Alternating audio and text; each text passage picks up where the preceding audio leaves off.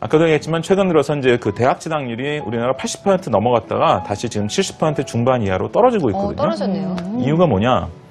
이런 상황이 오래 지속되다 보니까 사람들이 뭔가를 알게 된 거예요. 예전과 달리 4년제 대학을 나와서 전문제를 다시 들어간다든지 이런 경우가 1년에 몇만 명씩 나옵니다. 야, 그건 얼마나 세월을 또 까먹은 거예요. 또 어떻게 보면. 그렇죠. 시간 낭비도 되고. 그리고 사실 저는 이제 상담을 직업적으로 하는 사람은 아니에요. 돈 받고 상담하는 건 아니고 이제 일종의 이제 봉사활동 삼아 상담을 하는데 매년 중3 학생들이 저한테 전화를 해요. 가을이 되면. 그러니까 자기가 무슨 마이스터고 무슨 특성화고 이런 데를 가려고 그러는데 엄마가 결사반대한다. 우리 엄마를 말려달래. 매년 몇 명씩 제 전화번호가 약간 거의 공개되어 있는데 매년 중3 애들이 몇 명씩 똑같은 레파토리로 전화를 해요. 근데 제가 전화번호를 가르쳐 줬습니까? 아니 검색하면 나오나요? 검색하면 많이 나와요. 그래요. 아이들이 SOS 공개되어 있네요, 전화번호. 그래서 이제 지금도 일주일에 한 명 정도씩 좀 아름아름 이제 저한테 연락 오는 학생들을 이렇게 상담을 하곤 하는데 그럼 어떻게 대답해 주세요? 두 가지 대답을 하죠. 첫 번째는 세상에 자식 이기는 부모는 없단다. 이 얘기를 해주고요. 두 번째는 엄마의 공포심을 이해해라. 어머니 아버지 세대는 지금보다 사실 그 대학 졸업장이 없을 때 이 차별받는 게 훨씬 더 심했던, 지금보다 더 심했던 시대다. 그거에 대한 공포가 있으니까 제가 이 길로 가도 대학을 갈 수도 있다는 걸 보여줘라. 실제로 그렇게도 또 가는 경우도 있거든요. 또 그 대학을 가지 말란 법이 있는 건 아니니까 그런 것들은 이제 엄마 아빠한테 보여줘라. 이렇게 조언을 해줍니다. 실제로 저 동창 같은 경우는요, 중학교 때 공부를 꽤 그래도 하는 친구였는데 실업계를 가더라고요. 그래서 실업계 전교 1등을 하더니 그다음부터 이렇게 뭔가 더 똑똑하게 일을 잘 풀어나가는 모습도 봤어요. 내 얘기를 들었나? 그렇게 하셨어요? 전교 1등이라고요? 네, 저 1, 2등. 이야, 그랬군요. 그렇습니다. 똘똘하셨네요. 딱 좋은. 딱 고등학교 졸업하고. 자, 이제 두 번째 필살기로 넘어가 볼게요. 두 번째 필살기, 자신의 장단점을 파악할 수 있는 힘을 길러줘라. 이제 우리나라에서 꽤 유행이 된 게 이제 자기주도 학습이라는 건데요. 그렇죠. 사실 자기주도 학습이라는 게 굉장히 오해를 받고 있어요. 일단 어린애도 할 수 있다고 생각하는 분들이 많아요. 아니에요? 안 됩니다. 안 돼요? 원래 자기주도 학습이라는 게 어디서 나온 거냐면 평생교육이라고 있죠. 이게 뭔지 아시죠? 성인들 보고 하라고 권유하는 거거든요. 이 분야에서 먼저 만든 거니까 성인들 보고 자기주도 학습을 하세요 하고 권유하는 겁니다. 이걸 이제 어린애들이 할 수 있냐? 못하죠. 특히 이 자기주도 학습에서 가장 핵심적인 능력이 좀 어렵게 표현해서 죄송한데 자기 진단 능력이에요. 안 어려운데요? 아니, 난 어려워. 자기가 뭘 잘하고 못하고를 판단하는 능력인가요? 쉽게 얘기해서 자기가 뭘 모르는지 아는 거. 아니, 뭘 모르는지 아는 네가 쉽냐고. 어려워요. 모르는 진짜 거죠. 어려워요. 그렇죠. 지금 이제 이를테면 이 방송을 보시는 초등학교 1, 2, 3학년 학부모님들 아기가 자기가 뭘 모르는지 아나요? 몰라요. 막 웃음부터 나올 거야 아마 이런 질문을 받으면. 어렵죠.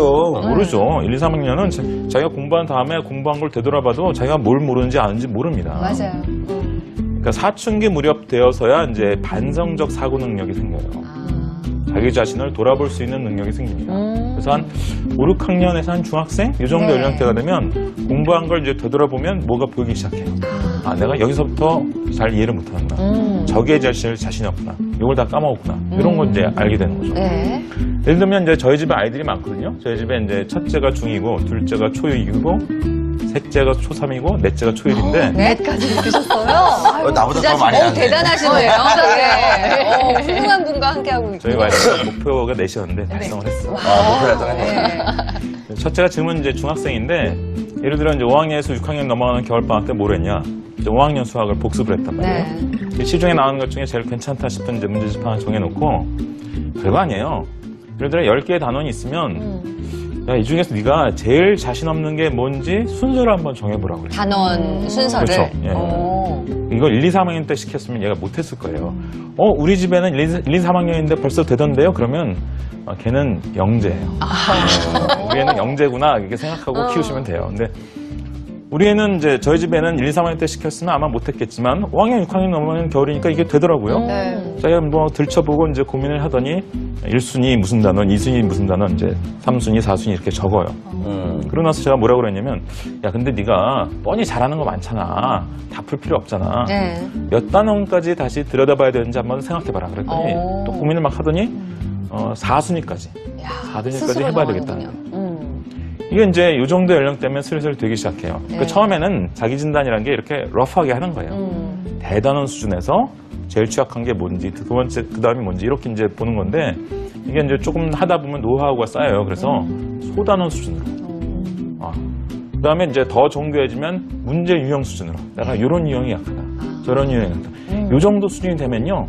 입시 공부를 하는데 결정적인 도움을 받아요. 아니, 왜냐하면 자기가 뭘 모르는지 남이 더 잘 알겠어 아니면 자기가 더 잘 알겠어. 본인이 제일 잘 알죠. 그렇죠. 네. 제일 문제가 된 건 뭐냐면 다 모르는 경우. 너무 많아 모르는 게. 1부터 10단원까지 있는데 네. 그냥 다 몰라. 아, 그건 좀 난감하네요. 그건 진짜 그거 힘든 어떻게 해야 거거든요. 돼요? 부진이 오래 누적되면 이제 그 상태가 네. 되죠. 그러니까 네. 그러니까 이제 모든 애들이 공부를 잘할 수는 없어요. 사실 그럼요. 그런 그것도 경우가 이 재능 세상에 같아요. 없는데 그 기초학력이라죠. 기초학력, 그러니까 기본기. 네. 영어로는 베이스라인이라고 합니다.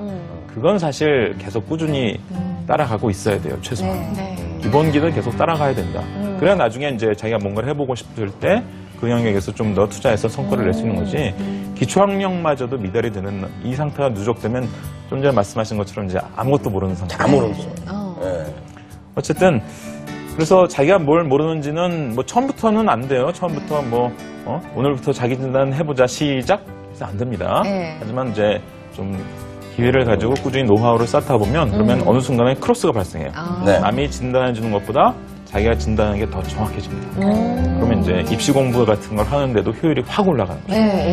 그러니까 저는 아주 극단적인 얘기를 하는 사람은 아니에요. 뭐 사교육을 다 끊읍시다. 사교육이 뭐 도덕적으로 문제가 됩니다. 이런 얘기를 하는 사람은 아닙니다. 사실 우리나라 권에서 사교육 이용하는 걸 도덕적으로 비난할 수는 없거든요. 근데 이제 도덕적인 문제는 아니지만 기능적인 문제가 두 가지 있죠. 첫 번째가 이제 부모님의 노후 생활 조건을 악화시킨다는 문제가 있는 거고요. 예, 많이 악화시키죠. 실감하실 거예요.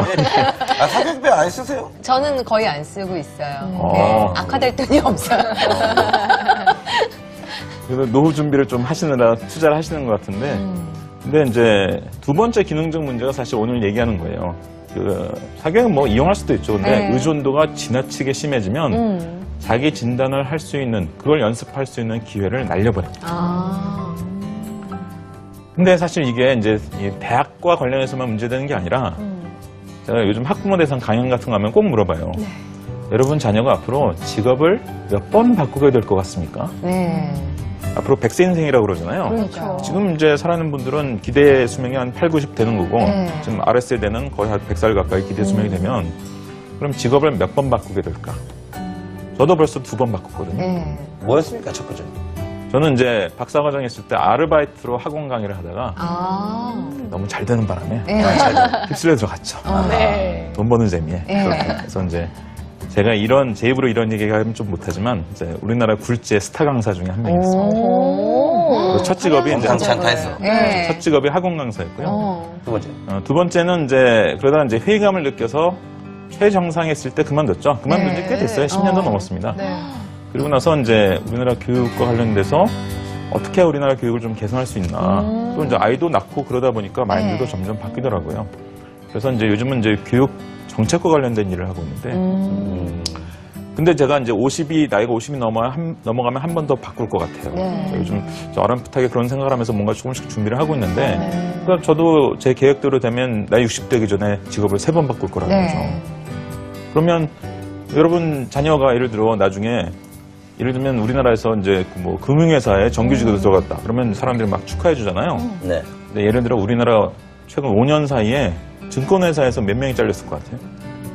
많이 잘렸겠죠. 예. 1000 단위가 아니라 만 단위로 잘렸어요. 만 명이 넘는 사람이 왜? 요즘 주식 거래를 누가 직접 객장에 가서 하거나 아니면 전화로 합니까? 모바일로 하잖아요. 그러네요. 그러니까 사양산업이에요. 자기가 하고 있는 일이 언제 수요가 줄어들지 사양산업이 될지 알 수가 없어요. 요즘은 알파고 얘기하면서 더 심해질 거다 이런 얘기 하잖아요. 아, 맞는 말씀이에요. 언젠가 갈아타야 돼요. 그럼 갈아타야 되면 뭔가를 배워야 되잖아요. 예. 근데 그때마다 학원 다닐 거예요? 못하죠. 그러니까. 그럴 수는 없는 거 아니에요. 예. 그때마다 학원 다닐 수 없는 거예요. 그러니까 아까도 말씀드렸지만 우리나라 자기주도 학습이라는 것이 굉장히 왜곡돼 있어요. 첫 번째 왜곡은 어린애들도 할 수 있다. 물론 어릴 때부터 좀 공부하는 습관을 들이는 정도는 할 수 있지만 엄밀히 말해서 그게 자기주도 학습은 아니에요. 그렇죠. 초등 고학년에서 중학교 정도 시기 되어야 어느 정도 가능한 거다. 두 번째가 자기주도 학습이 무슨 대입용이다. 대학 입시하는데 준비하는데 좀 돈도 절약해보고 좀 그래보자. 좀 효율도 높여보자. 물론 그렇게 이용할 수도 있어요. 하지만 사실 더 근본적으로는 롱텀으로 생각해야 되는 거예요. 우리 아이가 나중에 직업을 몇 번 바꾸게 될 거냐. 그러면 바꿀 때마다 새로운 걸 배워야 되는데 그때마다 뭐 과외 받고 학원 다닐 거냐. 불가능하다는 거죠. 그래서 청소년기에 어느 정도의 자기 진단 능력을 장착을 하고 있으면 평생 써먹는 자산이 된다는 거예요. 그래서 이게 이제 두 번째 필살기가 그런 맥락에서 나온 겁니다. 네, 저희가 지금 학벌 사회 끝 미래 인재 조건에 대한 이야기 함께 나누고 있는데요. 저희 실시간 투표 진행하고 있잖아요. 필살기 벌써 2개나 공개가 됐습니다. 그렇습니다. 마지막 3번째 앞두고 있는데 10시 20분까지 실시간 투표 진행되니까요. 잘 들어보시고